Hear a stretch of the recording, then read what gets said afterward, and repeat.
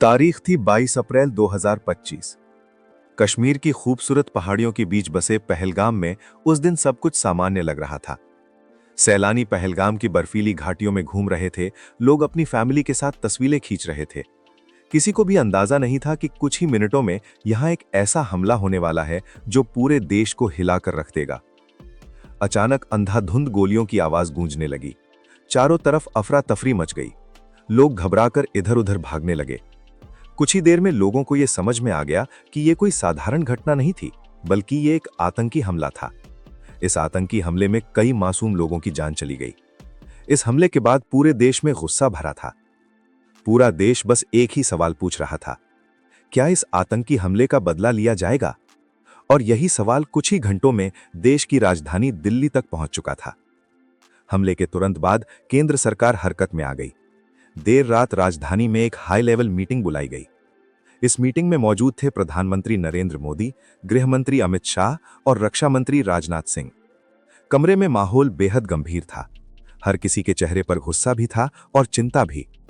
खुफिया एजेंसियों ने अपनी शुरुआती रिपोर्ट पेश की, जिसमें इस हमले के पीछे सीमा पार के आतंकी नेटवर्क का शक जताया गया। प्रधानमंत्री ने साफ शब्दों में कहा कि देश के नागरिकों की सुरक्षा से कोई समझौता नहीं किया जाएगा।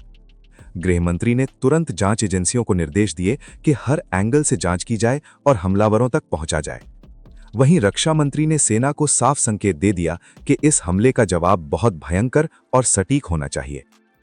इसके बाद सुरक्षा एजेंसियां पूरी तरह सक्रिय हो गईं और इस हमले की जांच शुरू हुई। आखिर हमलावर कौन थे और वे कहां से आए थे? और आखिर इस आतंकी हमले की साजिश के पीछे कौन था? जांच के दौरान कई बड़े सुराग सामने आने लगे। खुफिया एजेंसियों को संकेत मिले कि इस हमले की योजना सीमा के उस पार मौजूद कुछ आतंकी नेटवर्क से जुड़ी हो सकती है।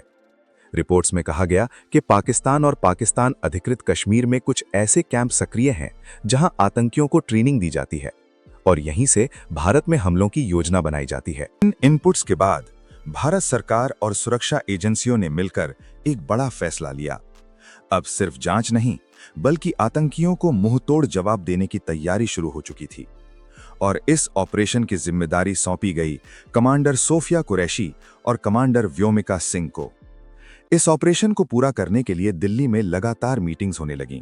प्रधानमंत्री, गृह मंत्री और रक्षा मंत्री सेना के वरिष्ठ अधिकारियों के साथ रणनीति बना रहे थे। हर पहलू पर चर्चा हो रही थी कि कहां हमला करना है, कब करना है और कैसे करना है। क्योंकि अगर जवाब देना था तो ऐसा देना था जो पूरी दुनिया याद रखे। किसी भी सैन्य ऑपरेशन के पीछे महीनों की प्लानिंग होती है। ऑपरेशन सिंदूर भी ऐसा ही एक सीक्रेट मिशन था। सबसे पहले संभावित टारगेट्स की पहचान की गई। फिर यह तय किया गया कि हमला कब और कैसे किया जाएगा। सैन्य विशेषज्ञों के अनुसार किसी भी सफल ऑपरेशन के पीछे 3 चीजें सबसे महत्वपूर्ण होती हैं: स्पीड, सरप्राइज और प्रिसिजन। इन्हीं सिद्धांतों के आधार पर इस मिशन की योजना तैयार की गई और फिर आखिरकार वो रात आ ही गई। 6 मई और 7 मई के बीच की रात। देर रात एयरबेस पर हलचल बढ़ने लगी। फाइटर जेट्स तैयार किए जा रहे थे। पायलट्स को आखिरी ब्रीफिंग दी जा रही थी। दिल्ली में बैठे शीर्ष नेतृत्व भी इस ऑपरेशन पर लगातार नजर बनाए हुए थे। कुछ ही देर बाद फाइटर जेट्स ने रनवे से उड़ान भरी। अंधेरी रात में आसमान के ऊपर सब कुछ बहुत तेजी से हो रहा था। पायलट्स अपने तय रूट पर आगे बढ़ रहे थे और जैसे ही वे अपने निर्धारित स्थान पर पहुंचे, प्रिसिजन हथियारों का इस्तेमाल किया गया। रिपोर्ट्स के अनुसार कई आतंकी ठिकानों को निशाना बनाया गया। लॉन्च पैड्स और ट्रेनिंग कैंप्स को तबाह कर दिया गया। यह पूरा ऑपरेशन इतनी तेजी से किया गया कि दुश्मन को संभलने का मौका ही नहीं मिला।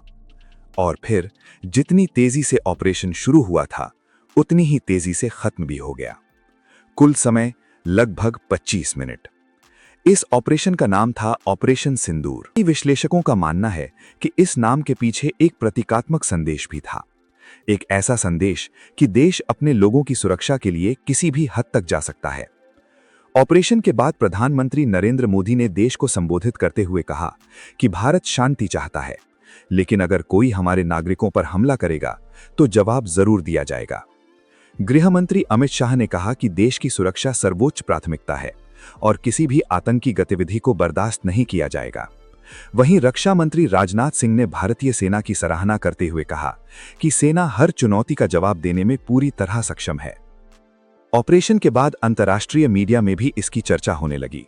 दुनिया भर के विशेषज्ञ इस ऑपरेशन का विश्लेषण करने लगे। कुछ ने इसे भारत की मजबूत रणनीतिक कार्रवाई बताया, तो कुछ ने दक्षिण एशिया में बढ़ते तनाव को लेकर चिंता जताई। कुछ समय तक सीमा पर तनावपूर्ण हालात रहे, लेकिन धीरे धीरे स्थिति सामान्य होने लगी। ऑपरेशन सिंदूर सिर्फ एक सैन्य कार्रवाई नहीं था, ये एक संदेश था कि जब राष्ट्रीय सुरक्षा की बात आती है तो फैसले तेजी से लिए जा सकते हैं, और कभी-कभी सिर्फ 25 मिनट पूरा इतिहास बदल देते हैं। जय हिंद।